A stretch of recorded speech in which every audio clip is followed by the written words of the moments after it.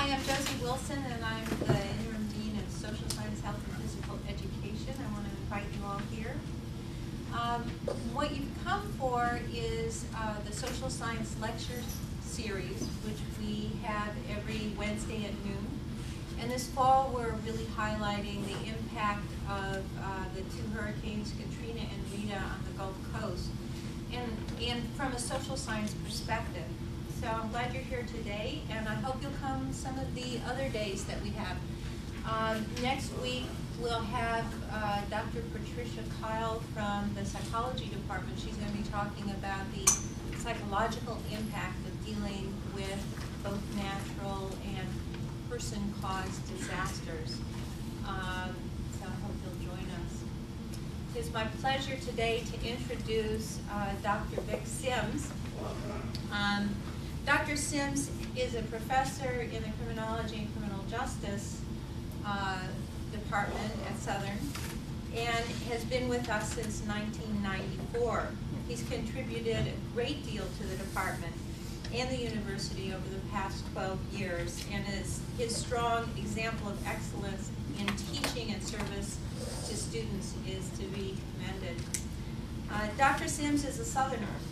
He was born and raised in Pascagoula, Mississippi, which is about 12 miles east of Biloxi, 90 miles east of New Orleans. He graduated from the University of Mississippi, is a former Berkeley, California police officer and a U.S. Army veteran. And as you might imagine, Dr. Sims experienced the hurricanes very up close and personal. He's going to be presenting a quick overview of the role of first responders, and then he's going to cover an in-depth look at what went wrong and why. He'll address what lessons can be learned from Katrina so that perhaps perceptive public safety personnel in the future will not present the same mistakes. Please help me welcome Dr. Sims.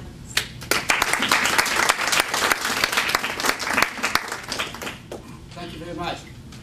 Dean Josie Wilson, thank you very much for inviting me to participate in this presentation series. I've enjoyed it, I really have. When Katrina struck, before Katrina struck, I was in contact with my dad. He was 96, he's 97 now. He was 96 when Katrina struck. My mother was in her 80s. My brother-in-law was in his 70s, mid-70s, and my sister in her late 60s. All four I found out Sunday. Katrina struck on a Monday. Sunday I understood that they were going to try to ride out the hurricane in my boyhood home in Pascagoula, Mississippi. It's an Indian word, and the name is Pascagoula River, but it's an Indian word, in the Singing River.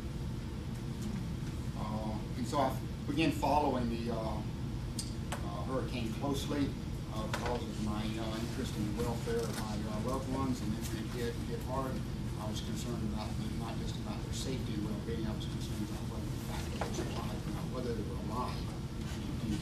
And so I followed that closely from Monday. I didn't know if they were alive or dead. On Monday, after the storm hit, news told us that there were hundreds of people died, dead, and in Pascagoula. And then Friday, until Friday afternoon, late Friday afternoon, when I heard that they were alive, the first news I got. So I followed it real closely. But at the same time, in addition to that, even if that had not occurred, I would have followed it closely. And I've saved hundreds and hundreds of pictures because I knew history was being made here, and I knew the police history was being made here. And the police were involved in this far more deeply and far more ugly than what I had anticipated. So I've selected some of those slides to show you, and to show you how well organized I am.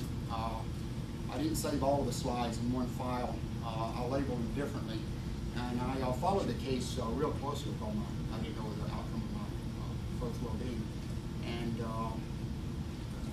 throughout the day and much of the night, every day. And so I made different files in different locations on my computer to save these different pictures and so forth.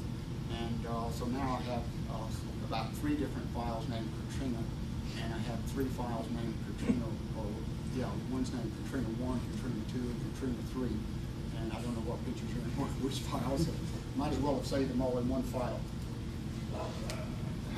The common definition of first responders is meant to include police officers, firefighters, and emergency medical personnel. And that's the definition I would use for this presentation, and it's the most common definition used. During Katrina and during its aftermath, as during every hurricane in the South, I've been watching these things for about 55 or 60 years now. There's always talk about who the first responders are and what the first responders should do, and the talk is usually about what the United States government's role is. Except in my home state of Mississippi, where we're very independent of the government, and we like to talk about states' rights. As we go through, I'll show you a lot of pictures. Some of them are related to they're all related to Katrina. Some of them are related to what the narrative on the slide, and many of them are not. But as I'd like you to ask you to look for several things, look for the love and care that we provide for our animals and our pets. One of the themes I present throughout all my pictures here is I'll ask you to look for police officers' responsibility to protect life over property at all costs, and what we value here. Here we have a picture of a dead person floating by while a woman takes care of her. It appears to be a dog. It may be a cat. Just notice the paradox. The roles of the first responder are to protect life. We can't get beyond this. We can't get past this. We cannot ignore this. This is the primary role. This is the reason police officers exist, is to protect life. Portland, Oregon, right now, the Portland, Oregon Police Bureau is undergoing another review and rewriting of their use of deadly force policy. And one of the things they're emphasizing in that new policy is that you must preserve life at all costs. One of the things that's passing through police and police training throughout the United States today is not just a matter of shooting people and killing them legally. It's a matter of preserving life. Far transcends whether you shoot and kill someone, whether it's legal or illegal killing. Protecting life is far, far more important, if at all possible. Fascinating enough, coincidentally, purely coincidental, we have a case here in Ashland, Oregon, that just occurred a few months back, where one police officer, happened to be the chief of police of Ashland, Oregon, one police officer was a real-life hero, stepped in something of a hostage barricade situation. Individual with a butcher knife was threatening people, was clearly a threat to the well-being of our society, was clearly a threat to public order. The police had every legal right to shoot and kill this person, to eliminate that threat. That's what the police do. Okay, they're good at it, they're trained for it. They had every legal right to do that. But the chief, because the chief was very progressive, because the chief was a West Coast chief for many, many other reasons, the chief, and because the chief shouldered some additional risk because he was a police officer, he stepped in and said, no, wait, we're going to handle this case differently. And then nobody was shot, nobody was hurt, nobody even got a bloody lip. The man was apprehended without any shots being fired. And the chief was criticized from some quarters because the police could have legally shot to kill that person, because certain police officers feared for their life at that time. And that's the minimum requirement. The number one requirement, all first responders, firefighters do it, firefighters go beyond doing it. Firefighters, unlike police officers, firefighters will go up on the roof of a building that's burning when they know that no one's in the building. They will risk their life to protect property. Police officers do not have to do that. Police officers only risk their life to protect other lives. But police officers and firefighters know the protection of life always comes before protection of property. Always, always, always. One thing we can agree on. Police's job is also, and firefighters' job is to protect property. That's the reason we put out the fires, to protect property. They protect as much property as they can, try to save as much property as they can. The roles of the emergency medical personnel is to help provide public safety and to help protect life at all costs. So the roles of all first responders is to protect life and then protect property and provide for the general well-being and public safety. What went wrong with Katrina? Well, we knew certain things were going to go wrong. I've had the good fortune to listen to both previous speakers and the one last week talked about an administrative friction zone between the time Katrina hit and the time everybody responded to it. There's a normal amount of chaos that's to be expected. Katrina created and generated and energized far more chaos than was expected. And so that friction zone lasted much longer with Katrina. You saw it on CNN, you saw it if you watched any TV at all, and you heard about how the administration was criticized about the delay in the federal response. Some of that was appropriate criticism and well-founded. Some of it, much of it, was totally unfounded because of the total devastation, the unimagined, the unexplainable chaos that Katrina generated. What went wrong? On September the 11th, 2001, we were shocked into understanding that the unthinkable, the absolutely unthinkable, not only can happen on this Earth planet, but it does happen. And sometimes it even happens to us. It doesn't happen in South Africa. It doesn't happen in some third world country. But the unthinkable sometimes happens to a first world country. What happened on August the 29th reminded us and convinced disbelievers that what scientists talk about and predict frequently happens. Katrina was predicted with amazing accuracy in National Geographic a full 2 years before it actually occurred. It was predicted by many people. Many people knew. New Orleans is one of the few cities in the entire world that's below sea level. It's one of only 3 or 4 large cities in the entire world that's below sea level. It's just a matter of time. Just a matter of time. That's all it was. And it was easy and predictable. As I listened to the other 2 presentations, I was amazed to tie my presentation in with theirs. They talked about how it was predictable and was going to happen in terms of physical properties and physical laws and mathematics and weather and geography. I'm going to show you how the New Orleans Police Department was so ill prepared. It was predictable long before Katrina hit. If someone had looked at New Orleans Police Department, if someone had looked at the Gulfport, Mississippi Police Department, if someone had looked at the Biloxi, Mississippi Police Department, long before Katrina hit, just in terms of measurement, just with the lenses of what would happen if a catastrophe hit here, a big catastrophe, you could have said, it's going to be mass confusion, it's going to be total chaos, and the police are going to be very embarrassed about what goes on. What went wrong? Katrina absolutely overwhelmed us. I went to the thesaurus and dictionaries and looking for a better word. The best word I can come up with is overwhelmed. It absolutely overwhelmed us 10 times over. It was 10 times more than whatever we had ever thought. What went wrong? Katrina overwhelmed first responders, people who prepared for this thing, people who expect this thing. Number one, because of the mass chaos it created. Most emergency plans call for a certain amount of chaos. We plan for and practice a certain amount of chaos. They did in New Orleans. They practiced these scenarios beforehand. And now we even have computer models to help us practice these.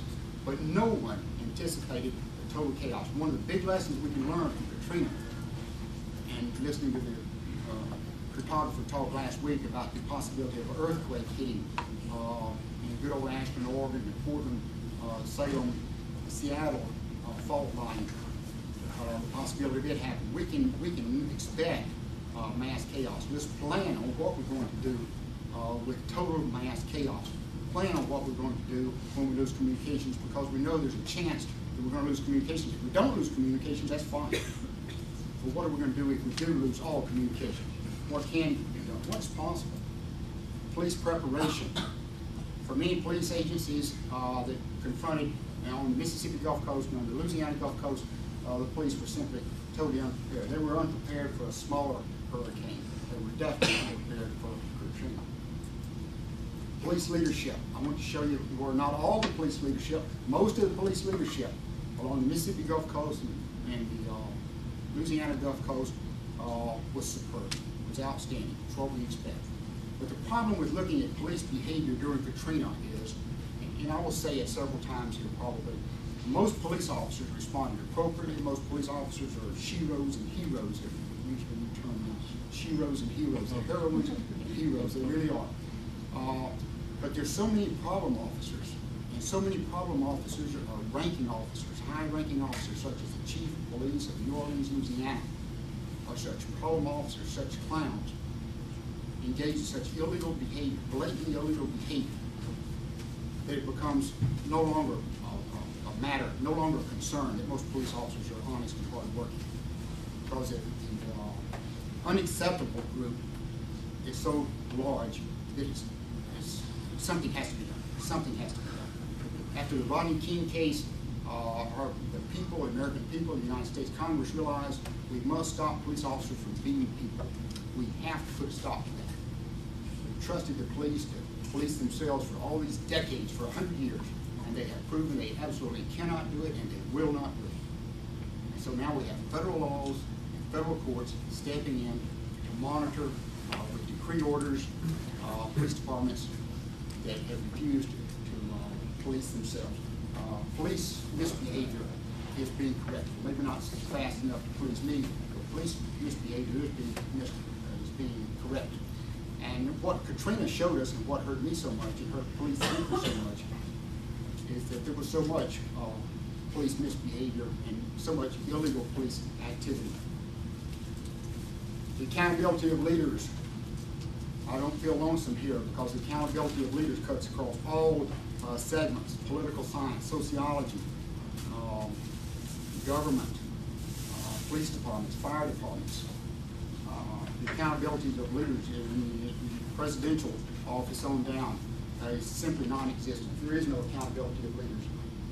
I went through my slides looking at them in a couple of different ways, and I went through them looking at accountability, and I see not a single piece of evidence that anybody anywhere, from the mayor of New Orleans on down, including the police chief of New Orleans, including the police chief of Gulfport, Mississippi, who did things that were borderline criminal. And I'm not talking about those minor things like stealing cars and so forth. I'm talking about discriminating against people because of the color of their skin. Did major things. Those individuals will never be held accountable. Let me tell you, this man is Richard Pennington. To give you a frame of reference and to give you a measurement marker here to go by and to judge the subsequent police chief by, let me tell you a little bit about Richard Pennington. He was police chief from 1994 until 2002, police chief of New Orleans, Louisiana. He's an amazing individual. He did an enormous amount of good for Louisiana. He did an enormous amount of good for the New Orleans Police Department. He led by example. Prior to 1994, New Orleans Police Department was one of the most corrupt and brutal police departments in the United States. It had a reputation. For decades of being that. There had even jokes made about it and so forth. And then one night the FBI was monitoring the New Orleans police radio channels, working another case when they overheard police officers conspiring to commit murder over the police radio, which those police officers knew were being taped at headquarters. This stuff had been condoned. The same thing happened with the Christopher Commission in the Rodney King case. Pennington took it, and by leading by example, by being a leader out in the field, by being an intelligent, active individual, by not having no delusions about what he could accomplish and so forth, in his first 5 years did amazing things with the murder rate in New Orleans. He decreased it by over 60%. It's absolutely unheard of, possibly unprecedented. One of the few cases, usually it takes a police chief 10 years or 15 years or longer to do something so remarkable in terms of decreasing the murder rate. He increased the number of police officers in New Orleans. Not that we had to, but the public's always big on how many police officers the sheriff's department has. One of the themes I teach in my classes, I hope you carry away from me here today, carry away with you from here today, is that we don't need more police officers in the United States, we need better police officers. It's quality, not quantity, that we're concerned about. We had plenty of police officers in New Orleans. We had too many police officers. We had too many law enforcement people responding to Katrina in Los Angeles. We had too few people who cared about helping people respond to Katrina in New Orleans and throughout the Gulf Coast. The public felt safer. New Orleans Police Department was viewed in a positive light for the first time in the history of the police department, for the first time in the past 100 years since Reconstruction. New Orleans had federal troops acting as police officers after the Civil War for longer than any other city in the United States. We had federal troops acting as police officers in New Orleans. Had a horrible history. In 2002, Richard Pennington decided that he wanted to keep climbing his ladder of success. He had achieved so much success, had done so much in his police career. He took a route which is very common in the United States. If you look at mayors throughout the United States, big city mayors in middle-sized cities and small towns, you'll find quite a few mayors are former police chiefs. The police department is usually the largest city, virtually always the largest department within the city. And so it's natural for the police chief to become the mayor and simply step up one slight step, one small step above in organizing and managing and leading people. So he ran for mayor. And probably some of you are ahead of me by now. You know that he was defeated by the now Mayor Ray Nagin on the left here. Mayor Nagin was a former television executive and employee figure who beat Pennington out. Then he could have done the noble and honorable thing because he knew about Pennington's past, knew what Pennington had done, and that was his adversary in this political contest. He could have said, would you please put differences aside and continue to be the New Orleans police chief? But he didn't do that. Instead, he replaced Pennington with a boyhood friend, an old crony, a political appointee who had absolutely no qualification for the job. Pennington said, okay, if that's the way you want to play, I'll play your game. And Pennington is now the police chief of Atlanta, Georgia, a much larger department. And since 2002, Atlanta, Georgia has improved their police department and had a superb police chief before Beverly Harvard, the first black woman to be police chief, the first woman to be police chief of Atlanta, Georgia, I should say. And he's built on her fabulous track record, and he's improved what's going on in Atlanta today with many new programs in Atlanta, Georgia. One of the first things Nagin did was to promote and appoint Edwin Compass as his chief of police.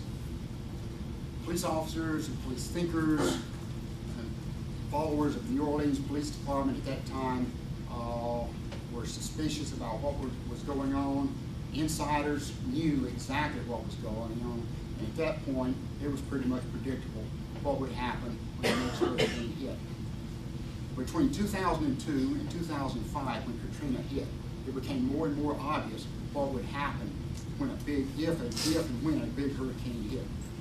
Everybody knew a big hurricane was going to hit New Orleans. It was just a matter of when, not a matter of if. I said if, I should not have said that. Eddie Compass had absolutely no qualifications for the position. His police record in New Orleans shows not one single initiative climbing up through the ranks. His record shows not one single time did he do something for the benefit of someone else. All police chiefs, Pennington, every police chief, virtually every police chief, realizes they're into public service, realizes that it's their job to take the police department and make the community a better place in which to live, a better place for all of us. Compass never realized that. He was thinking about himself. Compass was in over his head. He couldn't run the police department before Katrina. Why in the world should we expect him to run it during Katrina? He simply could not. He could not. He was totally incompetent. The man did not have the judgment, the magnitude of judgment that's necessary to run a small town police department, much less a big city police department. He didn't have judgment in small decisions, much less in large decisions. Compass and Nagin both appeared on the Oprah show during Katrina and the aftermath of Katrina, the first few days after Katrina. They both appeared on the Oprah show. Some of you may have saw them there. And I have on my slide the continued rumors. After studying this thing for so much and looking at it, preparing slides for my classes, and what the police did right and what the police did wrong, I've always been interested in rumors and how they work. They're a big deal in most societies. I'm convinced now that Chief Compass started quite a few rumors on his own. He didn't intentionally start these rumors, but because he was so delusional and because he was so far removed from reality, he really believed these rumors. And because he had been trained as a police type to think in what's called a dangerous world concept. That the world is mean, nasty, and brutish, I think Hobbes said. Life is short and nasty, and people cannot be trusted. Everybody's your enemy out there, Richard Nixon said. We have no friends out there. Everybody's against us. That was his mindset. And so when he went on Oprah and told about babies being raped at the sports Superdome. dome, when he told about people being killed and stacked in piles in the corner at the sports dome, the Superdome. It's the Astrodome in Houston. It's the Superdome in New Orleans, and all that. That was starting rumors. That was perpetuating rumors, giving false information to millions of people who were watching television. What's the accountability for it? Zero. That's right. Zero accountability for that. Nobody will ever hold you accountable for it. As I watched Katrina and the police results and the police response to Katrina, I was constantly reminded of a book I just finished reading a couple of months before entitled Collapse, written by Jared Diamond. It's about how societies choose to succeed and about how societies choose to fail. It's made the New York Times bestseller list for hardback nonfiction. Diamond's written a couple of books that have done the same thing. But I would highly recommend, if you want to know something about Katrina and the response to Katrina and what is going to happen in the future to New Orleans, this morning's paper tells us that New Orleans is going to recover to about 50% of its population. And that New Orleans is already going to operate, they have to operate on 1/3 of the budget. And in terms of population, they can expect about 50% recovery. Some businesses in New Orleans have already recovered, bounced back, and they're now going out of business because they have no customer. There's nobody there.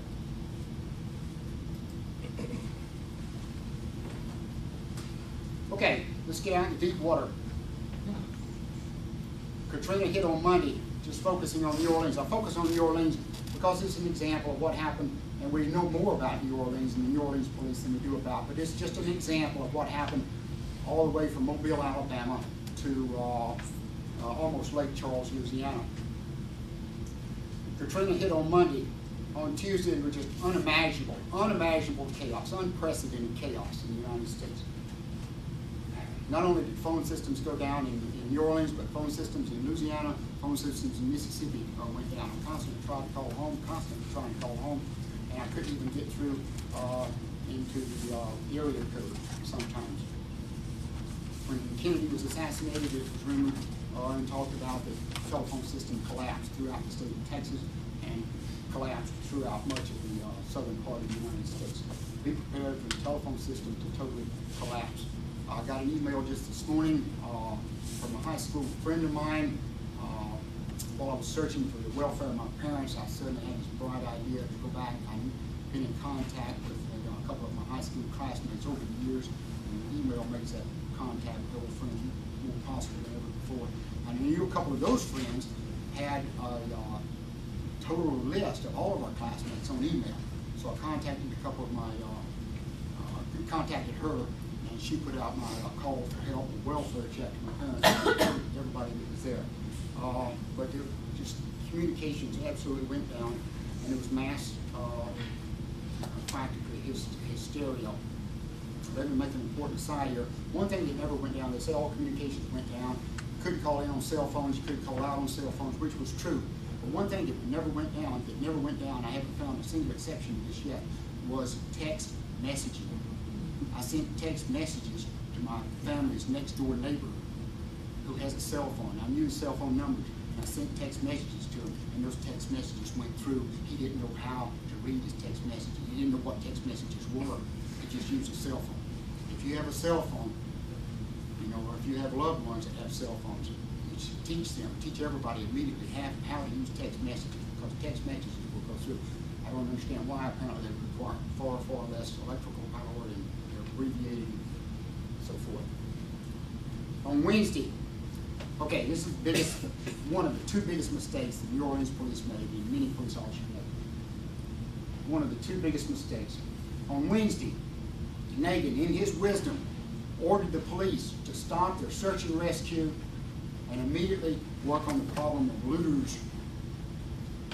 This was after Nagin and Compass both had appeared on Oprah and talked about how horrible the looting problem was and exaggerated the looting problem. I'll talk about the looting problem and explain it, try to keep it in context. But we lost all reason. Police officers were pulled off of search and rescue duty and put on working looting problem. They were taken away from protecting lives and saving lives and put on protecting property. This is Marxist criminology. This is radical criminology. Look at who owns the property. If you want to know what the police, what's important to the police, and who the police really serve. There were hundreds of lives lost because the chief of police of New Orleans, Louisiana, did not, like most police chiefs would have, did not defy the mayor's orders, or did not take the mayor aside and say, hey, he's a really good friend, he's a lifelong friend, and you are wrong. This is wrong, we cannot do it. Every police officer, every first responder in the world knows protection of life comes up with protection of property, especially in the United States, especially in a democracy, especially in our culture. If there were not hundreds of lives lost because of this decision, I promise you there were scores of lives lost. There's no way around it. Compass will never be held accountable for that. Negative will never be held accountable for that. So the looting problem began, and as it will, it was expected to begin, when you have large masses of poor people, people who are used to living with nothing but a few beers and a few cigarettes and a little bit of sex, and that's all the vice they have in their life. That's all the worldly enjoyments they have. That's all the worldly enjoyments some rich people have. My dad always argued. That's all they have. And you open up this opportunity now where there's no police officers, there's no guardians around, and here's all this apparent wealth. What do? They load up their Walmart shopping carts and with all this food, and they get about 3 or 4 blocks, and we have pictures of this. They get about 3 or 4 blocks, and then they suddenly realize, what am I doing here? I don't need this computer. I don't know how to work a computer. I don't know a fence. I can't sell this computer. They abandoned a few blocks away. Made this order. Then Thursday passed. Then Friday passed. Friday is the last time when I found someone who was literally drowning. We have so many heart-wrenching stories. You can watch. Katrina's going to produce many books. One heart-wrenching story. On Tuesday morning, a woman in a nursing home called her son in government on the cell phone. Somehow she got out on the cell phone and said, I need your help. No, I'm going to die if I stay here. He said, don't worry, Mom. His mother, don't worry, Mom. We're coming to get you. That was Tuesday morning. Wednesday morning, she calls him back. Says the same thing, same conversation. Thursday morning, she calls him back. Where are you? You promised you'd come get me. And you guys know the rest of the story by now. I wouldn't be telling it otherwise. Friday morning, she calls him. No, Friday morning, she does not call him. Friday morning, he gets to her, and she's drowning. She drowned Friday morning. Katrina was not something that just happened one day on Monday, as I'll put it up here, and then we recovered from it then. Katrina continued.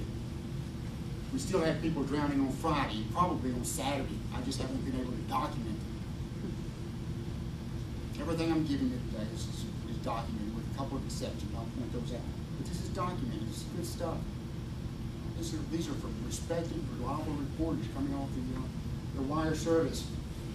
The longest case I've heard of so far is 18 days. They recovered one 71-year-old gentleman from his attic. He'd been in his attic for 18 days. Oh, they recovered him 18 days from his attic after Katrina hit. Yes. The police were also looting themselves? You didn't come out. I have a videotape I was going to show you, and I decided against it. I have so much I want to tell you. We don't have time for it. We have a news camera. We put on the nationwide evening news, the national evening news, showing police officers in uniform looting a Walmart store. I interviewed one of them. Were there looters there? Of course there were looters there. You put something that has apparent value in front of front of a very poor person, the chances are overwhelming that poor person is going to take it. What do poor people take? They take things, and what do they take and keep? They take things and keep that are valuable to them. You and I had a chance to loot, we probably wouldn't loot. But if we had a chance to loot and get away with it, we knew we could get away with it, which is what looters do. They know they can get away with it. Okay? We would take something that's valuable to us. Poor people take something that's valuable to them. They take a carload of beer. Notice that Louisiana car, perhaps Louisiana car, I don't know where it's from, has no license plate on it. Were there looters there? Yes, there were looters there. Did the police respond? Yes, they did respond. Did they respond overwhelmingly? Yes, they did. What did they do with the looters? The truth of the matter is the police never arrested a looter. If they arrested the looter, what are they going to do with him? Put him in jail? No, you can't put him in jail. Jail's flooded. First thing they had to do was get the prisoners out of jail. What are you going to do with the prisoners? The state is responsible for the welfare and well-being of every single prisoner. The first thing you do is take the prisoners out of the jail.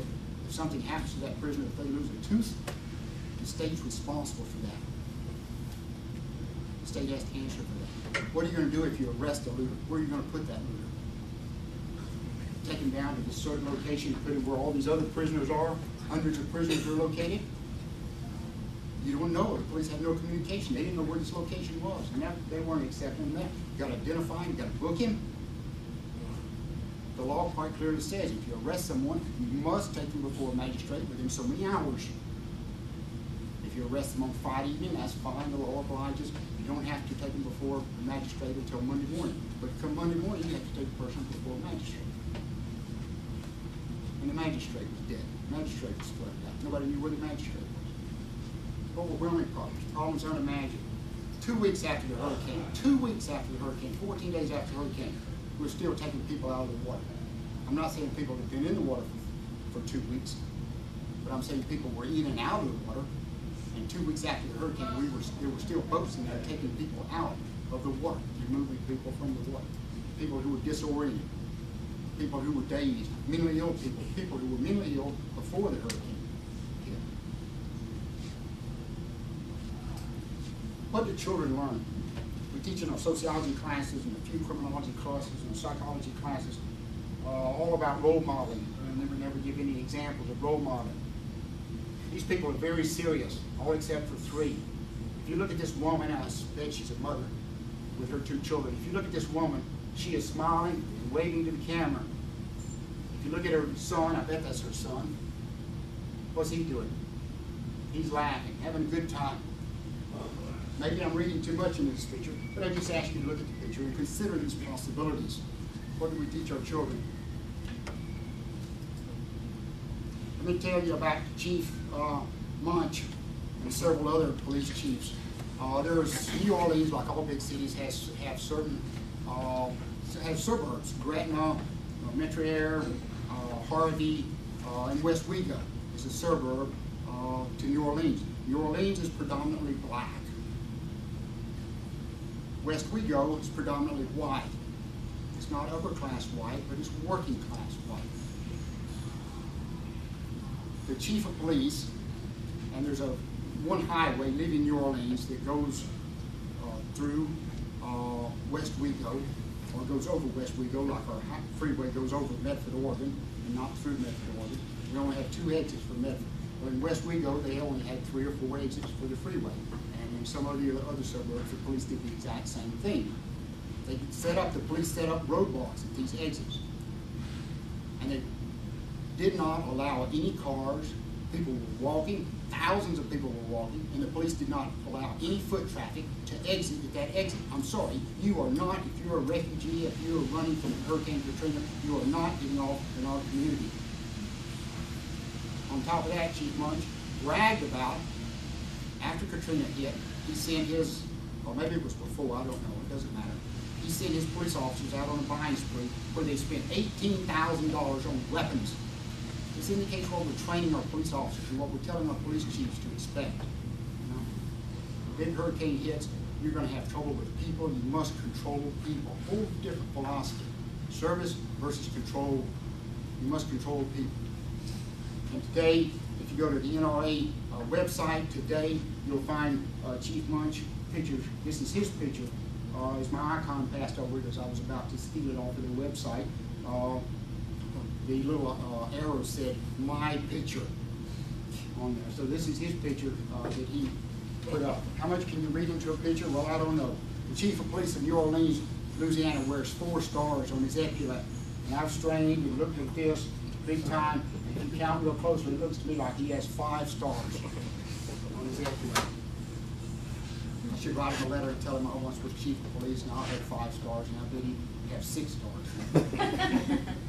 But he wasn't the only police chief to do this. Other police agencies did.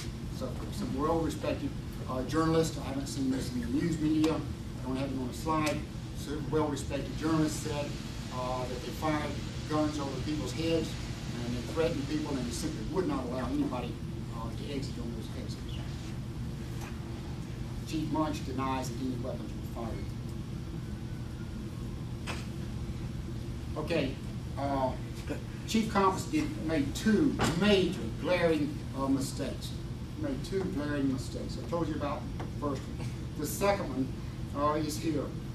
He said, and the New York Times quoted him, and many other newspapers quoted him. There's no doubt about him saying it. There's absolutely no doubt in the world he said it.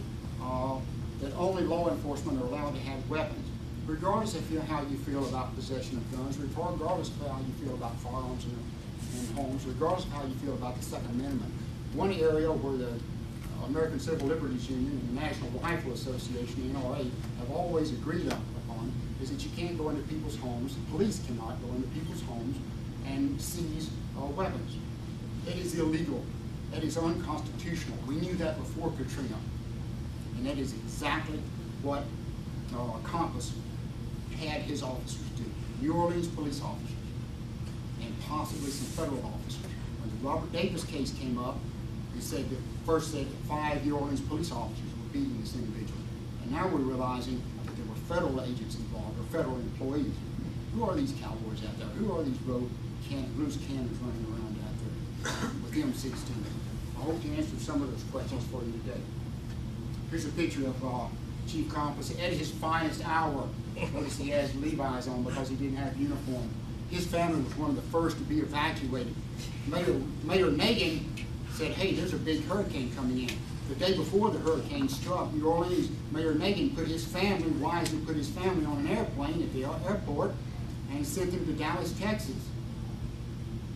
Perhaps Chief Compass didn't know there was a hurricane coming in because the morning of the hurricane, his family, or the morning after the hurricane, afternoon, his family was